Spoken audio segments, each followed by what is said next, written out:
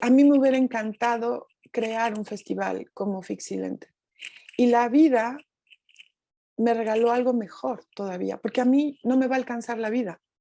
O sea, yo ya he hecho lo que he podido, he querido, le he dado vuelo a la hilacha que da gusto y me queda todavía camino, mucho camino por andar, yo espero. Pero pues ya hay cosas que tienes prioridades y creo que los chicos lo hacen mejor que nadie.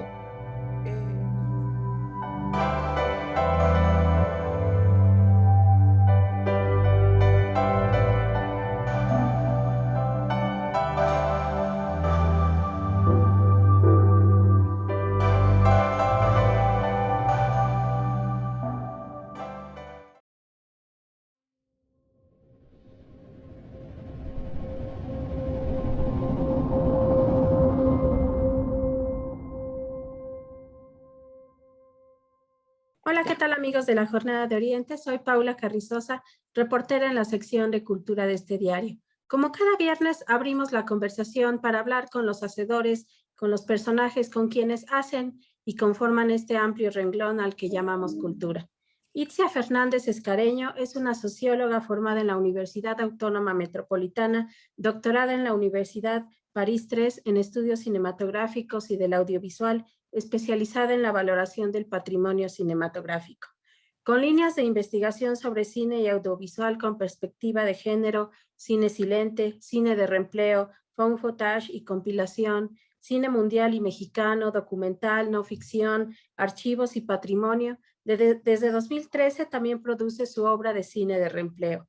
Como ensayista, curadora, investigadora y docente, ha participado en varias instituciones, en el Laboratorio Audiovisual de Investigación Social del Instituto Mora, en la Universidad Autónoma de la Ciudad de México, en la UAM Unidad Coajimalpa y en la Universidad de Guadalajara, por citar tan solo algunas. Escribe además para la Cineteca Nacional y para las revistas Luna, Corne y Secuencia, entre otras publicaciones. Para reconocer su trayectoria y labor, Itzia Fernández ha sido homenajeada como parte de la edición 2021 del Festival Internacional de Cine Silente, en su sexta edición, del cual ha sido una participante activa en las 6 pasadas emisiones. Como ya le decía un poco a Itzia antes de comenzar esta grabación, yo la tenía presente cuando en cada edición y dependiendo la temática, era una participante activa del Festival Internacional de Cine Silente que en su sexto año le rinde homenaje. Entonces, Itzia, de inicio, ¿qué significa este homenaje hacia tu persona, pero hacia tu labor, sobre todo en la idea de los temas que abarca tu investigación? Pues, bueno, primero, muchas gracias, Paula, por la invitación, por el espacio. Pues, tiene que ver todo de una manera muy, muy como de los astros se conjuraron, se configuraron. Em, te voy a compartir algo que estoy terminando de preparar para mañana, para el homenaje en la gala de inauguración. Yo recuerdo muy bien mi llegada a Puebla en esa primera edición. Recuerdo haber llegado justo a tiempo para arrancar la conferencia que me pidieron los chicos.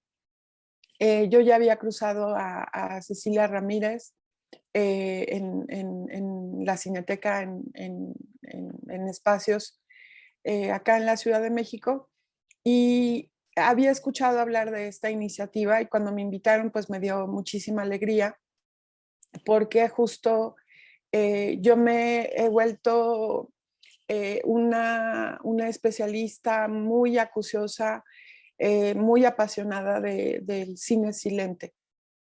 Entonces, esa primera noche, cuando yo llego a dar esta plática, esta conferencia en uno de estos edificios hermosísimos de la UAP, pues veo que hay público, que hay académicos como la doctora Raquel, en fin, gente muy interesante y que ahora tengo ya estos 6 años de convivir con la comunidad de Fixilente. Y luego nos vimos con José María Serralde, que es pues una pieza clave para Fixilente. Y recuerdo muy bien ya en el momento de ir a comer algo, de tomar algo juntos, que José María les dice rápidamente a este Dream Team, como yo los vivo, un gran equipo de trabajo, pero como lo he estado posteando en mis redes sociales, una familia laboral, una familia, una tribu, les dice conmigo presente, ¿verdad, chicos? Que tenían muchas ganas de hacer esto, pero no saben en qué se metieron. Esto es una caja de Pandora. Recuerdo más o menos, parafraseo a Chema, a José María Serralde. Y entonces los dos nos volteamos a ver, entendiendo perfectamente de qué estábamos hablando, porque conocemos, y bueno, sobre todo Chema ahora, el Giornate de Cinemamuto, que es el festival más antiguo de cine silente que se lleva a cabo en Pordenone, en la región del Friuli, en el norte de Italia. Y los años que yo viví en Francia pude ir a estos festivales especializados en archivo y en este caso de cine silente. El otro gran consentido es l'Immagine Ritrovata. No, perdón, el Cinema Ritrovato se llama. L'Immagine Ritrovata es el nombre del laboratorio de restauración. Y, y entonces esa anécdota creo que nos da el pretexto de conversar aquí contigo, justo como Chema y yo sabíamos perfectamente en qué estaban metiéndose, qué estaban conjugando los chavos.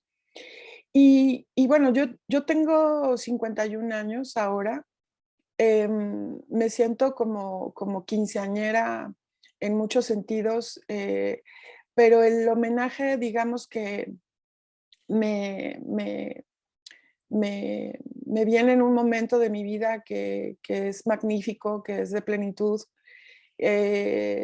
Vaya, con todo lo que ha pasado de esta era pandémica, que creo que hay muchas reflexiones y muchas acciones, mucha praxis respecto a la vida cotidiana y la vida pública. Pues justo Fixilente en estos 6 años ha resistido al temblor de 2017, que Puebla salió bastante afectada también. Ha resistido a los problemas de todo tipo, presupuesto, condiciones, etcétera. Me refiero a los recursos, pues. Y sin embargo, tienen esta bella capacidad de sacar adelante la edición, pase lo que pase. Y yo creo que nadie nos hubiéramos imaginado que íbamos a estar casi 2 años guardados, eh, voluntaria o involuntariamente, ¿no? Eh, y creo que la caja de Pandora que se abrió es tal como lo cuenta la historia de origen. Salen ángeles y salen demonios. Generalmente asociamos la caja de Pandora con una cuestión muy oscura, ¿no? Pero no solo, o sea, hay todo tipo de seres que convocar. Y justo el cine silente implica hablar, dialogar, como si fuera una máquina del tiempo con aquellos espectadores del pasado para los cuales esas películas fueron hechas, perdón, y que muchos de ellos pues ya no viven. Y también, por supuesto, de entrada las películas. Hay cosas que yo fui aprendiendo sobre la marcha, sobre todo con el trabajo de tesis doctoral, pero que luego en México se revelaron de una manera muy brutal. Eh, Solo para dar cifras aproximadas, alrededor aproximadamente el 28% del cine silente italiano hoy está salvado, está preservado, está en su mayoría restaurado con todo rigor filológico, arqueológico. En México yo jamás voy a olvidar, y por cierto me honra muchísimo el homenaje, entre muchas otras razones, porque Lupita Ferrer lo recibió. Es una colega, es una mujer de archivo que yo admiro mucho, y que justo me tocó dar las palabras en la noche de su homenaje.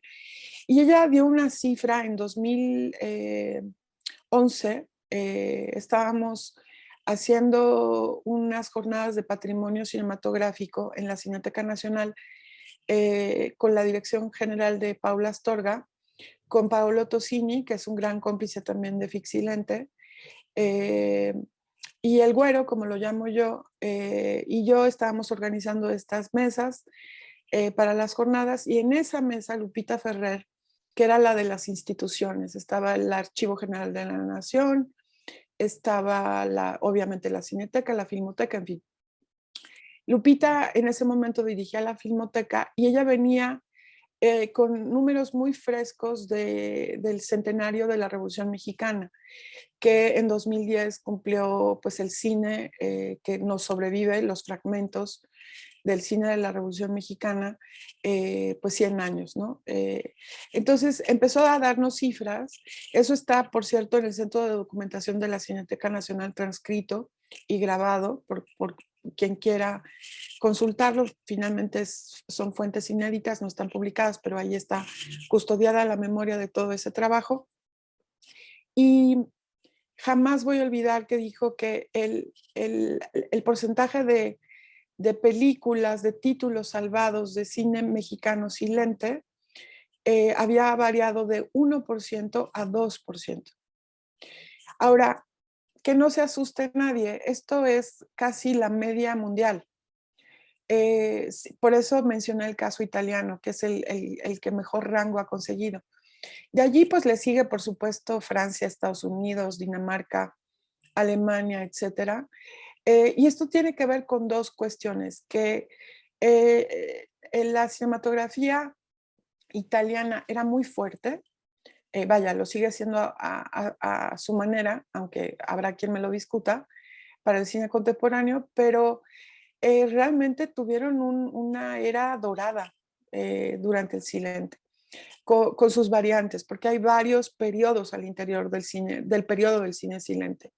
Estamos hablando, si somos muy ortodoxos, de 1895 a los años 20 tardíos, los 30, y como bien dice el gran doctor Aurelio de los Reyes, que fue el primer homenajeado en Fixilente.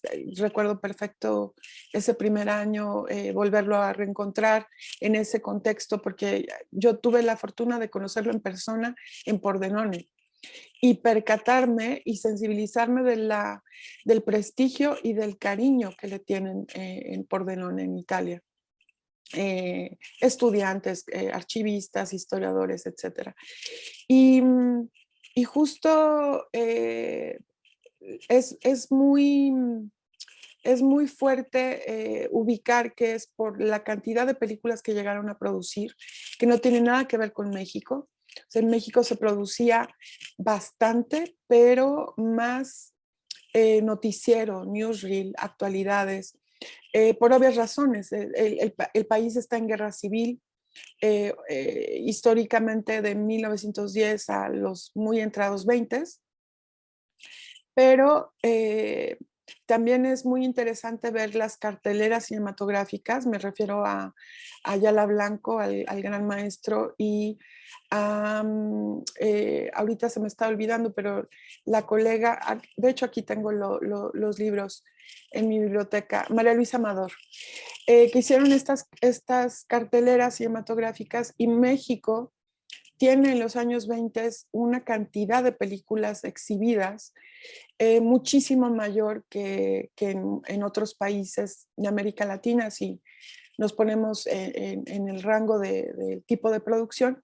Y se hacía muy poca ficción, pero se hacía. Entonces, pues es muy interesante ver por qué cambia este porcentaje, ¿no? Al 2%. Y en realidad todo empieza Pues con una Itzia, voy a hablar de mí como si fuera lo que fui, finalmente, una chamaquita cinéfila, que le solían preguntar a qué se quería dedicar, y yo decía con frecuencia que quería que me pagaran por ver películas. Yo tengo familia de Jalisco y de Guerrero, y me crié yendo al cine entre Guadalajara, la Ciudad de México y Zihuatanejo. Zihuatanejo, aquel cine sin techo, donde había que llevar sillas porque nunca alcanzaban y tronábamos Coca-Colas de vidrio y gritábamos cácaro sin entender de qué iba un cácaro. Estas viejas salas que fueron palacios de cine en la Ciudad de México y Guadalajara. Me tocó la permanencia voluntaria, me tocó el autocinema en Cuatro Caminos, etcétera. Entonces, todo el toreo más bien. Todo esto para decir que tengo una cinefilia de origen muy híbrida. Es decir, yo de hecho me sé de memoria la película esta Coqueta con Lucerito y Pedrito Fernández, porque ese verano en Zihuatanejo llovió mucho y nos íbamos más al cine que a la playa. Y me sé de memoria la película. Cuando la cruzo por alguna extraña razón, me sorprende cómo me la sé de memoria. Me sé las canciones. Y también vi mucho La India María, vi mucho películas de segundo circuito, tercer circuito. Em, Incluso yo diría que mi cinefilia se volvió como muy de textura, porque estaba acostumbrada a ver copias rayadas, maltratadas a punta de pasarlas,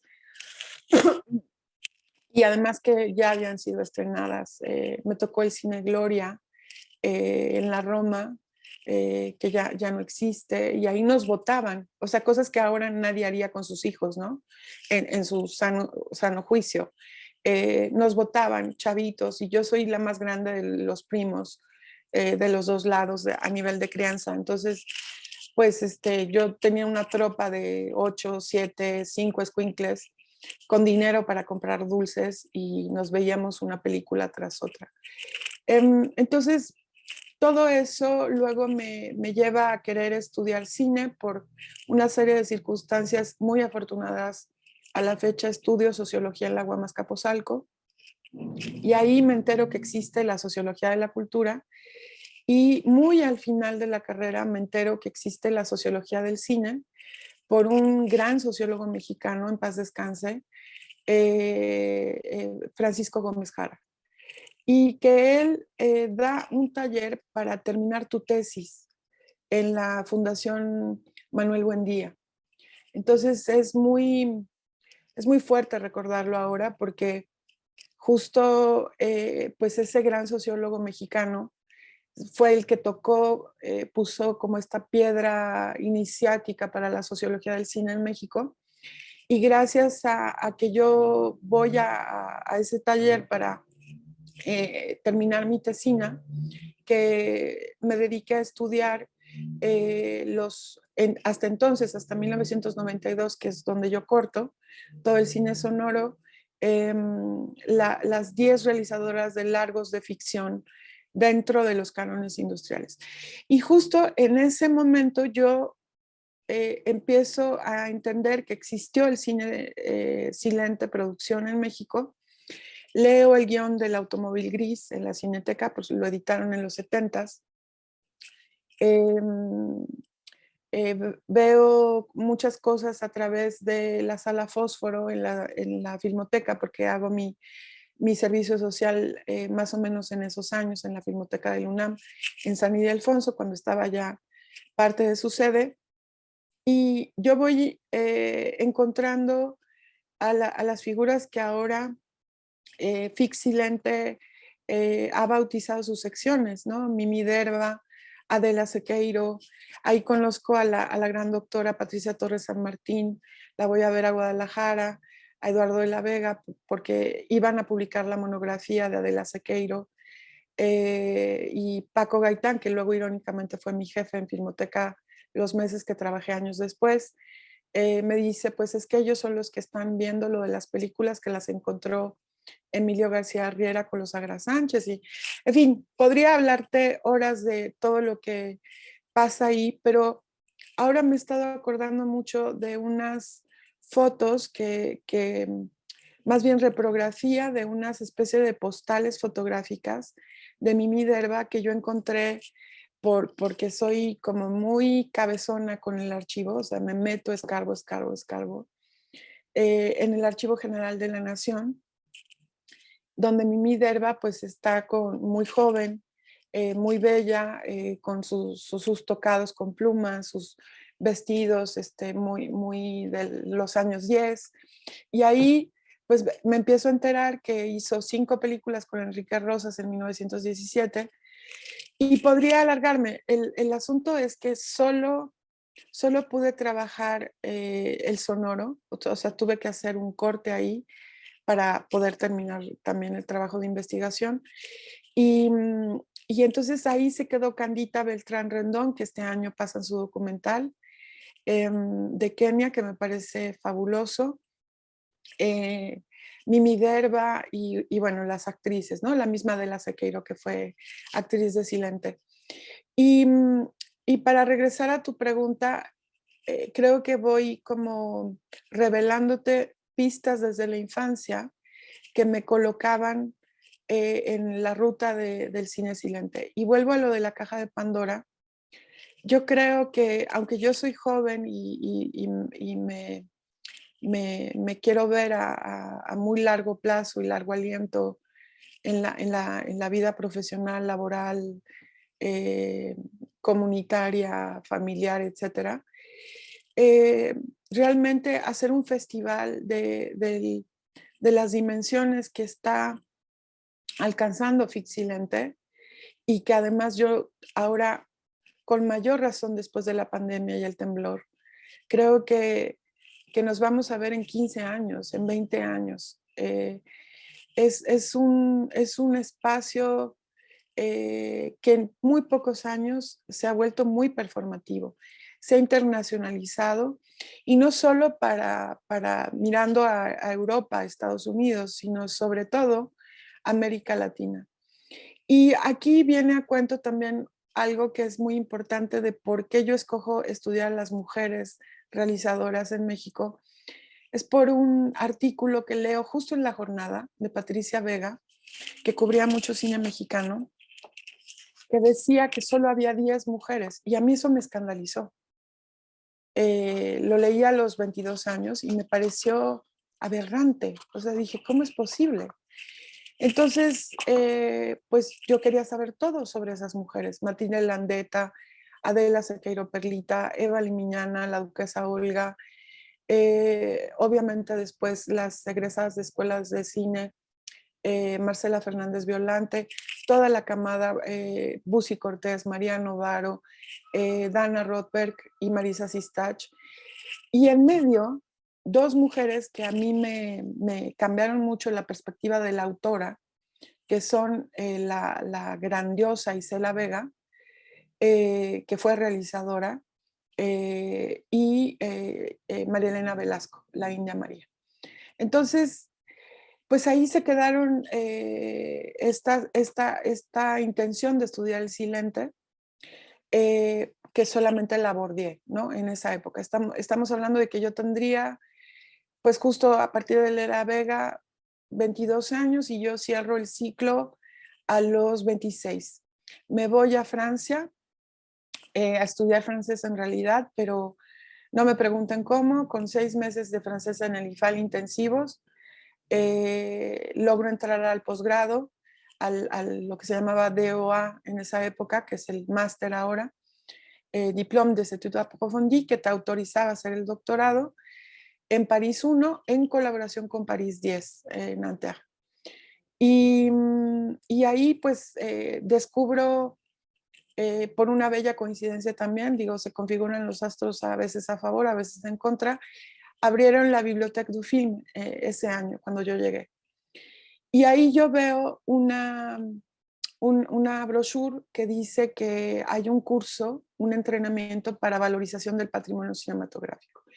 Y a mí se me caen las babas, pero es solo para egresados de universidades europeas. Y yo no había egresado de la maestría. Tuve la fortuna el siguiente año de aplicar y me aceptaron. Por cierto, yo lo vivo como un mentor, el doctor Philippe Dubois, que fue mi profesor en París 3, fue mi sinodal ya de la tesis doctoral. Él siempre me decía, Itzia, no digas que eres mexicana, por favor, porque esto está financiado por los europeos. Tú di que egresaste de París 1, por favor, del programa, ¿no? Y ahí pues empieza la locura de visitar una docena de ciudades en 10 meses. Yo literal, creo que en ese momento me convertí en una gitana que siempre traigo activada y que siempre puede volver a vivir de mochilazo y en tienda de campaña y en cualquier tipo de circunstancia. Y yo viajo estos 10 meses, después de, me salté, me voy a hacer la maestría, después de hacer sociología en la UAM. No me lo salté. Me voy a hacer la maestría y el siguiente año, que estoy hablando 96-98, hago Archimedia. Y allí conocí a Elif Rogel, que es la hermana, colega, la gran especialista de cine silente hoy por hoy en la comunidad de AI, el Film Museum, que yo estudié para la tesis doctoral. Y lo que me sucede a mí con el silente tiene que ver mucho con una actriz que se llama Lida Borelli. Lida Borelli es una de las actrices clave del divismo italiano. Es un fenómeno de Star System, el primero que existe como tal. Antes estaba Asta Nielsen y otras actrices muy importantes, pero como fenómeno Star System, el divismo es el que configura el concepto. Lida Borelli se vuelve muy famosa haciendo películas tipo melodrama. En su mayoría hay comedias también, pero ella vino a México en 1910 en una gira de teatro, por cierto. Entonces yo la veo sentada un invierno en Bruselas, en la Cinémathèque Royale, en un documental que pasó Fixilent en 2019, que se llama Lyrical Nitrate, nitrato lírico.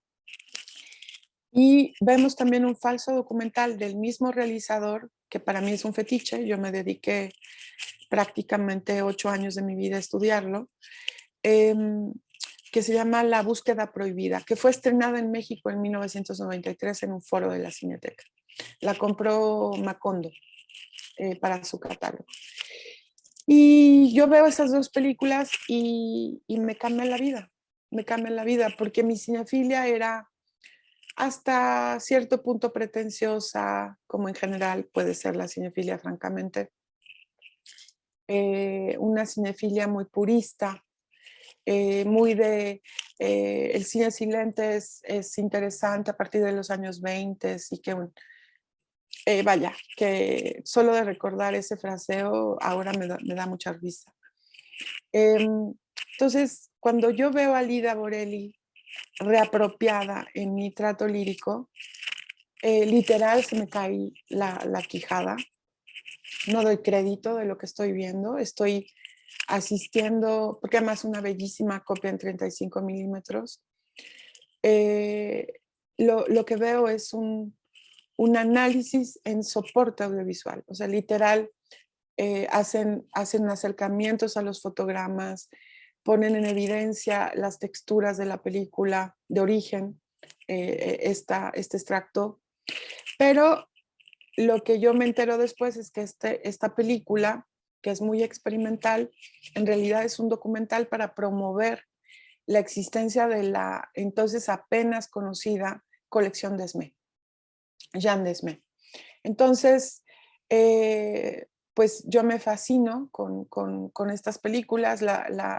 El falso documental es sobre un supuesto pasaje entre el polo sur y el polo norte, y vemos pietaje de las expediciones original, de a de veras.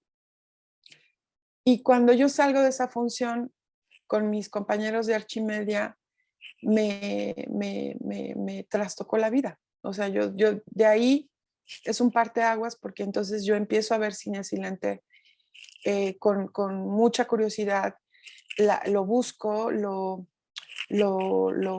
espero, y, y básicamente el regreso a México me va a colocar primero en Cineteca con el maestro Fernando Osorio, que era entonces director de acervos, que por cierto, toda la gente que yo conocí en los archivos de todas estas ciudades, Bolonia, Udine, no, en Udine no fuimos de Archimedia, fue Bolonia, fue Lisboa, Londres, Utrecht, Ámsterdam, Berlín, fueron un montón, Bruselas, y en todas las ciudades cuando cruzábamos gente, siempre me decían, eres mexicana, ¿conoces al maestro Fernando Osorio? Y yo decía, no lo conozco. Y cuando regresé a México fue la primera persona que me dio trabajo. Tenía yo entonces 28 años. Poblano, oriundo poblano, cofundador de la Cinemateca de Puebla justamente, y de tantas iniciativas y de archivos en México y en el mundo. El asunto es que yo me quedo 3 años acá, y el tiempo que trabajé en Cineteca y Filmoteca me dejan muy claro que yo no puedo sino tratar de entender por qué hay cosas que no funcionan, si yo vengo de ver las experiencias europeas que tampoco funcionan, y en todos lados hay problemas, en todos lados no alcanza el dinero, en todos lados se están perdiendo películas. Que mi pregunta se volvió, ¿qué puedo estudiar? ¿A quién puedo estudiar para tratar de hacerlo diferente en México, basándonos en esa experiencia? Habiendo ya vivido en Francia y habiendo visitado y conocido el Centro Nacional de Cinematografía, Guadaxi, que es el Archivo Nacional de Cine en Francia, que es impresionante, y el de Londres, el British Film Institute, yo tenía muy claro que no podía acercarme a un estudio de caso que fuera rico, porque siempre va a haber ese argumento por delante, bueno, es que no hay dinero. O sea, la realidad es que ni ellos tampoco les alcanza y tienen recursos. Ni tampoco un archivo que tuviera clásicos y monumentos. Y aquí lo enlazo con una cuestión que tiene que ver con mi genealogía familiar y con mi propia condición de mujer feminista. Yo creo que la historia de las mujeres tendrá que seguir siendo contada, narrada, y por nosotras mismas. Y esto me lleva también a recordar un momento de Fixilente, de clausura. Me acuerdo que ya estábamos bien cansados y sentaditos y así como con el traguito súper rico. Y recuerdo que Enrique Ceballos, su director general, volteó y me dijo, oye, Itz, yo creo que el festival es niña. Y yo le dije, sí, es niña. Claro, estamos en el cotorreo, pero en verdad es muy femenino el festival. Y con esto me refiero a los nombres de las categorías, me refiero a la importancia que tiene en el equipo la presencia de mujeres, la toma de decisiones, los temas de cada año del festival. Y voy aterrizando algo que finalmente te puedo formular. A mí me hubiera encantado crear un festival como Fixilente. Y la vida me regaló algo mejor todavía, porque a mí no me va a alcanzar la vida. O sea, yo ya he hecho lo que he podido, he querido, le he dado vuelo a la hilacha que da gusto, y me queda todavía camino, mucho camino por andar, yo espero. Pero pues ya hay cosas que tienes prioridades, hay que comprarle zapatitos a las ahijadas, a la sobrina, hay que viajar, hay que comer, yo qué sé. Y, y- y creo que los chicos lo hacen mejor que nadie. Y esa primera noche, hablando de esa caja de Pandora, creo que se armó como una especie de sortilegio, donde los que estuvimos el primer año regresamos el segundo y regresamos el tercero.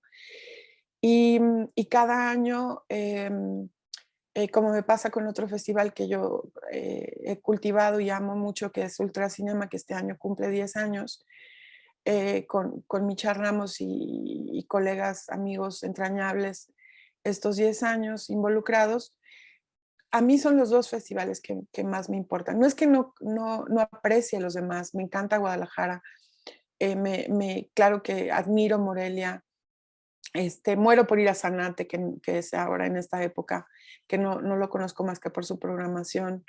Y hay tantos festivales fascinantes en México y en el mundo. Pero me pasa lo mismo que cuando estaba en Europa. A mí me gustaba ir a Rotterdam, que es grande, pero porque pues, estudio a los neerlandeses, como no me iba a gustar ir a Rotterdam. Y tengo amigos, familia por elección ahí. Y a Bolonia y a Pordenone.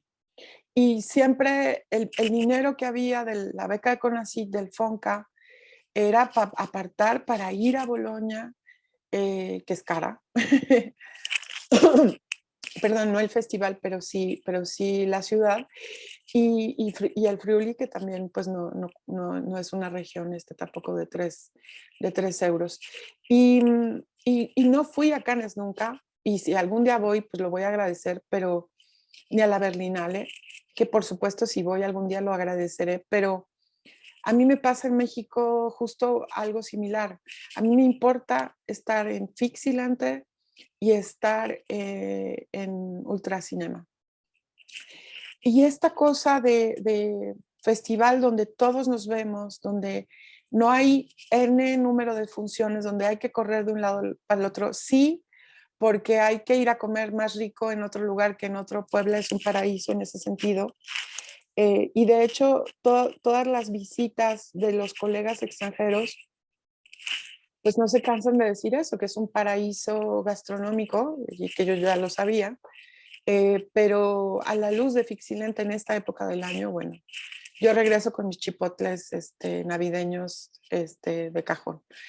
Em, y espero no haberme alargado demasiado con esta pregunta, pero creo que logré describirte cómo se va imbricando mi cinefilia con mi pasión por el silente, porque la tesis doctoral que circula en el fichero de tesis de París 3, yo sí firmé para que la liberaran. Esa es una nueva política en las universidades francesas que se agradece. Si no, tienes que ir al fichero de París 10 Nanterre y es un infierno y no puedes reproducir, tienes que leer ahí. La verdad es que me puede, me puede mucho haber hecho esa tesis doctoral sobre el Museo de Cine de Ámsterdam a través de las colecciones de cine silente reutilizadas por Peter Del Pot en 10 producciones de 1989 a 1999 y que me metieron a conocer el cine silente a una escala mundial. Me vi 147 películas silentes que están adentro de esas 10 películas, donde hay más de 260, y conocí a Farocki, a Forgash, a Gustav Deutsch, a los Janikian. Vaya, me abrió toda otra ruta al fan footage, al documental, a la no ficción, y pues de eso como, literal. Y esta manera virtuosa, pedagógica y al mismo tiempo muy de crítico teórico de cine, cineasta teórico que ha sido Peter Del Pot. Fue tener un maestro de cine sin que me diera clase, vaya, por decirlo de alguna manera. Y entonces pues yo me dediqué a estudiar el cine silente de este museo que aparentemente no era importante y que ahora es Patrimonio UNESCO, la colección Jean Desmet, y tienen una de las colecciones de colecciones más importantes de cine silente en el mundo, incluidos fragmentos, pedacería, la famosa colección Bits and Pieces que yo espero que en Fixilente se pueda programar más tarde que temprano. Las encuentran en YouTube, en el canal de... Es pura pedacería que restauraron y que está parcialmente o nulamente identificado el fragmento, y lo restauraron en esa condición de fragmento, y el cerebro detrás de eso es Eric de Cuyper, el gran teórico también de cine, de arte, que fue co-guionista de Chantal Akerman, entre otras de sus virtudes. Y bueno, pues así se va imbricando. Hay un punto crucial en toda esta historia, que es un taller que me piden los chicos, que yo voy feliz al Museo de los Ferrocarriles. Me acuerdo estar en el vagón. Yo me llevé la maleta de DVDs porque les quería enseñar todo. Obvio no dio tiempo, pero fue maravilloso, porque cuando nos fuimos a las conclusiones del taller, habrán sido 2 o 3 días, les digo, bueno, y ya luego con los meses, pues me mandan sus líneas curatoriales, y en ese mismo momento ya las tenían. Y es todo lo y más que han trabajado por, digamos, posibilitar cierta información y ciertas películas, y ellos han ido muchísimo más lejos. Seguramente vas a ver esto, Alexandra Falla, de Fundación Patrimonio Fílmico Colombiano. Tenemos eso en común, nos gustan los lugares donde todos nos conocemos, más pequeños, a otra escala. No quiere decir que sean menos importantes. Y así nos conocimos. Y en 2019 mi última salida fue a Guelatao, al Cineto, para Ultracinema. De ahí me fui a Puebla, a Fixilente, pero yo había estado antes en el Encuentro Nacional de Archivos de Cine de Colombia, con la generosísima invitación de Alexandra y todo su equipo. Y Colombia está, o sea, no, bueno, así. O sea, yo me quiero ir a vivir allá 3 meses, 6 meses para pescarles más cosas. Es decir, si yo tuviera que volver a estudiar ahorita un estudio de caso, no estudiaría a los neerlandeses, estudiaría a Colombia. Es fabuloso lo que están haciendo. Y Fixilente lo ha programado. Pues yo te agradezco mucho, Itzia, la manera en que nos has abierto tu ruta, tu camino de trabajo, la forma en que nos describiste cómo de este gusto cinéfilo pasaste a asombrarte y a seguir involucrándote de una forma tan académica, tan puntual, tan rigurosa con este mundo que te encantó a ti. Pero ya tenemos muy poquito minutos, nunca había sucedido que de una sola pregunta alguien nos contara de manera tan rica lo que Gracias. significa para ella un asunto como un homenaje, pero también su vida y su trayectoria. Solo preguntarte, Itzia, para cualquiera que se tope con este periódico, con este video, pensará en lo que significa el cine y sobre todo el patrimonio fílmico. Ahora que hablaba sobre estas cifras, de que pasa del 1 al 2% del caso paradigmático que es Italia, de lo que se hace ahora en Colombia, que nos dieras una reflexión final breve sobre de qué nos sirve a nosotros como ciudadanos, como espectadores, como poseedores de un patrimonio como este, en eso que llamamos identidad. Hay varios aspectos que nos conforman, lo social, lo económico, pero un amplio renglón es lo cultural, y ahí adentro se conjugan muchas disciplinas y una de ellas es el cine. ¿Qué nos da el cine visto como patrimonio a esto que somos actualmente? Sobre todo el cine que tú estudias. Yo creo que hay una experiencia vital en ver cine y ver tu cine, el cine mexicano. Y no lo digo para nada en un sentido patriota. Tiene que ver más bien con ver cualquier tipo de cine y estar con los ojos y los oídos abiertos a cualquier tipo de experiencia espectatorial, incluso multipantallas en plataformas. Yo no me peleo con ese tipo de producción. Al contrario, de hecho, ahora mi familia laboral está en la Pizca Film Research con mis socios y nosotros damos servicios de archivo. Y justamente porque ahora estoy del lado de la industria y sobre todo desde la empresa, microempresa ciudadana, porque pues somos ciudadanos que decidimos juntarnos y vender literalmente nuestros servicios, nuestra expertise. Creo que lo que es vital en el cine es que es una máquina del tiempo y esa máquina del tiempo virtual nos permite trasladarnos a un tiempo que ya no existe, a un espacio que muy probablemente todavía existe, pero que de una u otra manera se ha transformado. Y eso se lo aprendí a Peter Del Pot y Peter Forgash con concepto de Crossroad Art History. Y hablaría de dos momentos de Fixilente que para mí fueron entrañables. Eh, Ver Puebla en el automóvil gris con el último concierto de ese 2019. No sabíamos que nos iban a guardar, además no sabes cómo valoro haber estado pues en estos viajes ese último trimestre del año. Y Chema Serralde en su piano forte, entregado, ya con todos los conciertos que había dado, y tocó como un dios. Y yo lo conozco hace más de 20 años, y cuando empezamos en Cineteca con el maestro Osorio en este ciclo, los primeros 100 años, y que él empezaba con el ensamble y que sonorizó muchas películas silentes que trajimos a la Cineteca, justamente silentes. Y, y ese momento fue mágico, es decir, reconocer la catedral. Y ya no es igual, pero ahí está la catedral, ¿no?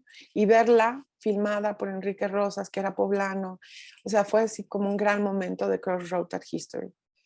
Y otro gran momento fueron las Nasty Women, las comediantas, que justo cuando estaba el programa con las chicas sonorizando, que son los cuadros que ha estado formando Chema con los talleres, que en ese sentido también Fixilante está haciendo una labor de retransmisión de competencias que yo suscribo y que creo que es lo más importante que ahorita puede hacer mi generación. Y eso es consejo del maestro Fernando Osorio. O sea, tú y yo ya no vamos a poder hacer muchas cosas, pero sí podemos retransmitir competencias. Y yo tuve que salir un momento y escucho gritos y veo que están las chicas manifestándose por la violencia de género y están haciendo las coreografías con las canciones de las tesis, etcétera. Y yo no pude sino llorar. Me emocionó, es más, me acuerdo y se me pone la piel chinita. Y, y luego les llevé los folletos del festival que había ya en la entrada y les dije, oigan, pues si se les antoja reírse un ratito, están pasando, ni me entendieron mucho, yo además estaba como muy emotiva, fuera de contexto además, pero, pero las chicas me recibieron los folletos y me dijeron, ay, sí, qué interesante, y siguieron con su manifestación. Y después lo comentamos con Elif, con Maggie, en la cena, y era muy fuerte, ¿no? O sea, tener un programa de, como va a pasar este año también, de este nivel con perspectiva de género, pero de estas mujeres que habían sido sistemáticamente, por lo menos decir, obscurecidas, ¿no? En la historia del cine oficial, y que se diera con este contexto de las manifestaciones, pues fue así como... Entonces, yo le apuesto al cine por esas experiencias, porque algo te pasa en la sala de cine, te agarras la mano con el novio, con la novia, te descubres yendo al cine solo y aprendiendo a disfrutar de una experiencia por tu cuenta, pero es en colectivo, y te ríes con tus primos comiendo palomitas, y te quedas dormida en Star Wars, que es mi caso, la última que vi, y ves The Arrival y te piras, o sea, dices, qué bueno que los convencí a todos de ver otra película. O te quedas dormido, también puede pasar. Creo que o al aire libre y el cine expandido y lo que implica el cine militante, todo lo que está pasando en el país con Sede Cine, con todas estas redes de otras maneras de ir al cine, de ver cine, o incluso en plataformas, ¿no? Con el DocuWeb, con la transmedia.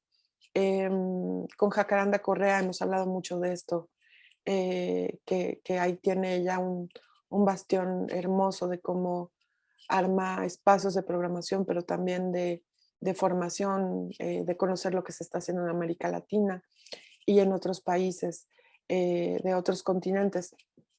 Yo creo que eso es lo importante, más que cosificar el patrimonio.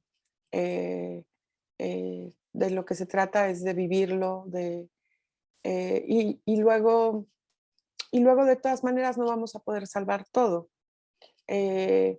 Y cómo eso te puede hablar de tu identidad en distintas dimensiones, ¿no? Género, etnia,